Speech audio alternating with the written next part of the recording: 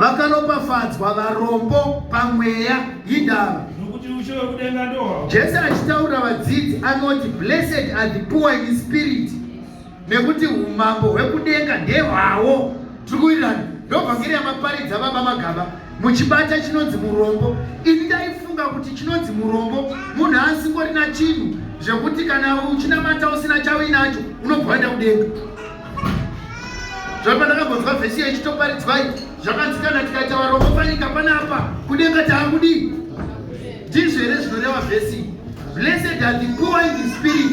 Regai ndikupei chinhu chinonzi murombo chechokwadi. Murombo haasi rombe.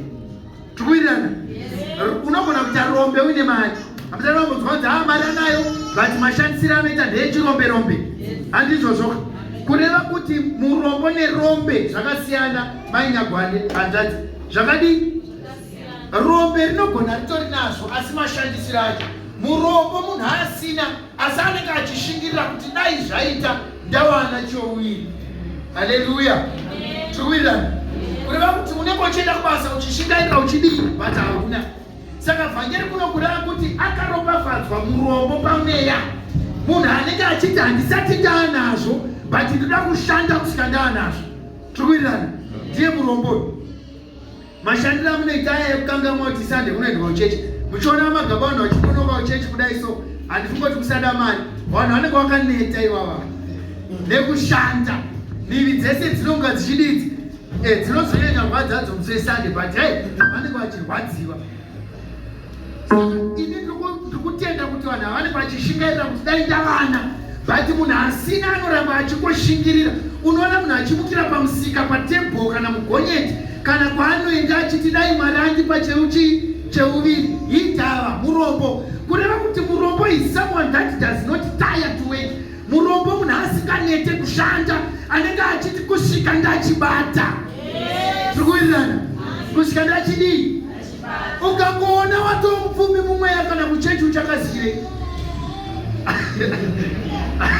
Kana kuungana nevamwe uchaungana gomurisei. Ndiri kubvunza kuti kana uinazvo pakanzi bhauga yaida kugwaniswa ungamhanya-mhanyere kuti unge uri pamberi pazita. Nokuti ndezvavanotambura isi kuno kuti tiri safe haumhanye-mhanye. Kana usina unorara wakabata dhoo. Ndizvozvo uchiziva kuti zita rangu mubhuku rasabhuku ndorifanira kutanga kupinda indava uri murombo. Saka murombo une zvaunopushwa neadrenaline yako kuti ndofanira kutanga kusvika pazvinhu. Amai ana muri kundinzwa mushemushe? Ndizvo here pasi.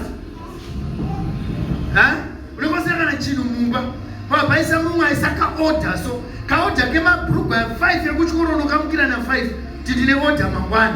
Indava kauya usina chinhu. Saka vhangeri pariri kuti blessed are the poor in spirit. Munhu uyo ari kunzwa kuti ndikangoita zvekutamba ndine shortage yaJesu. Handifaniri kushota Jesu. Saka ndinofanira kugara ndichinzwa nzara yekuti dai Jesu azara mukati mako. Saka wakaropafadzwa kana uri murombo pamweya uchirangarira zvinhu zvani zvaMwari. Tiri kunzwanani? Kunzwa kuti unozwa ini handizive vamwe but inini pachangu ndikaita wiki rimwe chete sina kuchechi ndotanga kunzwa utera so kunzwa ndine chiri kushota. Unongozvita sindorambozvita ati hazvangofanana so mutoro unotoro wawashenika haana ichikupupurira kuti uri bhoha. Zvinhu zvese zviri chii. Unofanira kunzwa kuti ukasaungana nehama sounzwa kuti hakumana ini ndiri murombo ndine chandakushotesa. Akaropafadzwa murombo pamweya nekuti umambo hwacho ndihwo hwakadai indava. Unenge uri dhokita semuzukuru wangu wapedza kubayabaya majekiseni uchitodza kuti ndinoporesa wangu wonzwa kuti but kumweya kunokuku I need somebody called Jesus. Akaropafadzwa murombo pachii zvaka nekuti umambo ndihwo hwakadai. Kana mukangoita mupfumi muspiriti sekuru ndobaita kuti chero tichida kukuudzai hamudzoreke. Tachakamire mafambiro amuri kuita unondiudza chiviko iwewe wakatendeuka zuro uno vanarana nyagwati taudza kuti ndakaita 15 years ndiri mufundisi hapana chinyowani vara vapfumi mumweya. But kana uri murombo so even waita 30 years uri mufundisi unenge uchitya kurasika kana 2 hours kuti ndogona kuenda ndaakusvika. Akaropafadzwa murombo pamweya umambo hwekudenga ndiwo hwakadai. Dai Nineve tawirirana kuti tiri varombo vaiona kunyange basa raMwari nyanza chodzofamba. But imutete nyamuzoenda kugara chitaurira vanhu kuti even munhu kwatanga kunzwa kuti wachigotokoto panyaya dzemweya waraiti wamupfumi, Mwari anongomutsa vamwe vanongobata basa raMwari richienda mberi. Vana maitsora Mwari anongovasimudza kudai. Mazai atanga kutengwa taura kuti mombe yatida kutenga yaunzwa maitsora kuti sai magrade 7 emazai takaenda takadii. Brother Alan, hatiri kufonera iti tichikushuwaise hama, tiri kufunga kuti tiri varombo tese, but mukaita mistake yekufunga kuti kana ndisimba hazvifambe. Akaropafadzwa murombo pamweya nekuti umambo hwekudenga ndihwo hwakadii. Haleluya. Saka regai tibate imwe yeurombo kuti ita 1 verse chamwari. Luke chapter 4.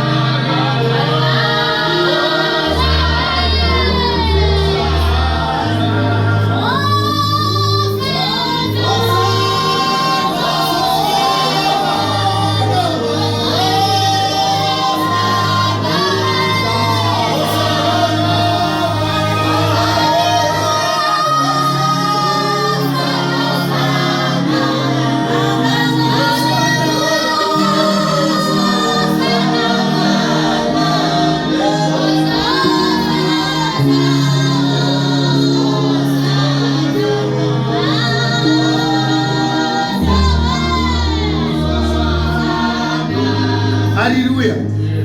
Akaropafadzwa murombo pamweya ndovhangeri yaparidzwa pano.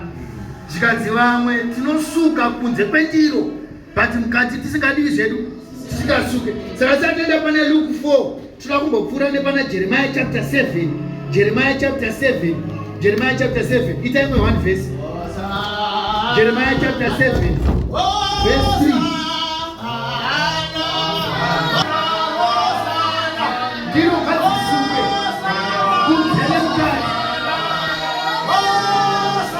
Hosanna, Hosanna,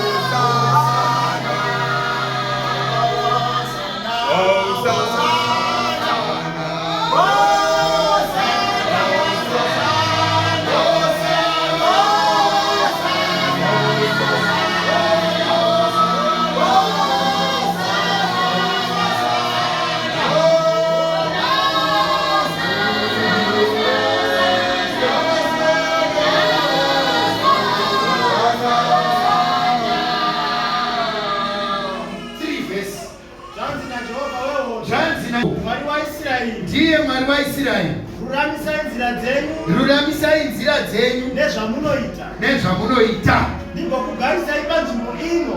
Yes, musavimba namashoko enhema. hanzi musavimba namashoko enhema. Yes, izvezvi itemberi yaJehovha. hanzi musavimba namashoko enhema. Anoti kudii mashoko acho? Anoti izvozvi itemberi yaJehovha. Temberi yaJehovha. Itemberi yaJehovha. Temberi yaJehovha. Temberi yaJehovha. Vanenge vachivimba netemberi yaJehovha mashoko enhema, asi ivo vasina utemberi mukati mavo. Tikubatana dzokorai baba. Musavimba namashoko enhema. Mashoko enhema anoti kudii? Izvezvi itemberi Mashoko yaJehovha. enhema anoti izvozvi amadzangu itemberi yaJehovha. Temberi yaJehovha. Itemberi yaJehovha. Temberi yaJehovha. Vanongoti Mwari nemuromo chete, asi mwoyo yavo iri kure nani zvavo, vachivimba netemberi. Ukanzwa chipatsa cheJerusarema ravo, unofunga kuti pamwe pana Mwari anononyokorwa bhaketi. Itemberi yaJehovha, itemberi yaJehovha. Aiwa kandatongopinda pana maJorensium, aida madaitirwa zvakanaka. Vanenge vachivimba nemashoko enhema anonyengera, anoti itemberi yaJehovha, temberi yaJehovha, asi umwari pasina.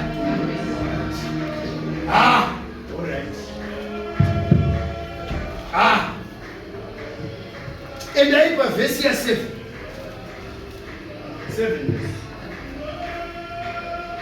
kana 8. Simese zvatinobudisa mvura yaro. 8 vhesi. Tarirai munovimba namashoko enhema. Munovimba namashoko enhema asingagoni kukubatsirai, asi muchingoti temberi yaMwari ndoyanzika neyamagaba. Munhu anenge achiti ini ndinopinda ZCC, ini ndinopinda NCM, anovimba nezita rechechi kupfuura naMwari anogara mumachechi. Hatiwinani. Saka iye andikati itemberi yaMwari, kana ndikaita problem aiva tine hama dzangu dzechechi, but iye uchechi hwacho hausi mukati make.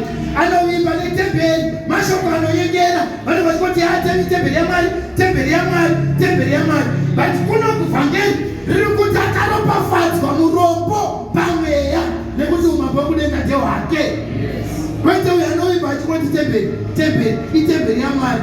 Yakazoibwa nemakati vanongoti Mwari nemuromo chete. Ndizvo here? Yes, verekai baba.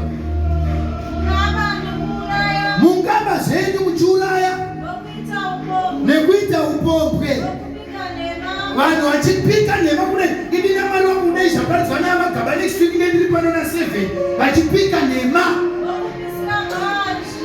muchipisira Bhaari zvinonhuhwira. Bhaari means a pagan god, mwari wenhema.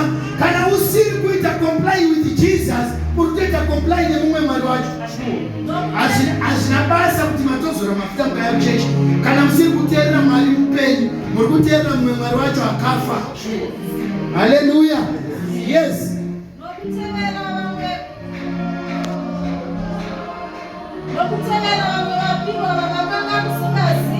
Ndokuzouya momira pamberi pangu muimba ino, panodanwa zita raMwari, muchiti tasunungurwa. Mwari akanaka. Imi muine zvose zvinodii henyu? Kuimba ino panodanwa zita rangu.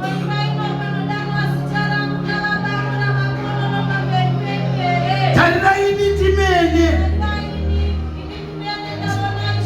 Ndaona izvozvo. Basa Nyandoro, hanzi naMwari kunyarara hangu. but ndikudi pana mapisere maanoti makandiitira zvakaipa ndikaramba ndinyerere mukafunga kuti zvimwe ndakafanana neni asi ndichakubhamburai ndichadini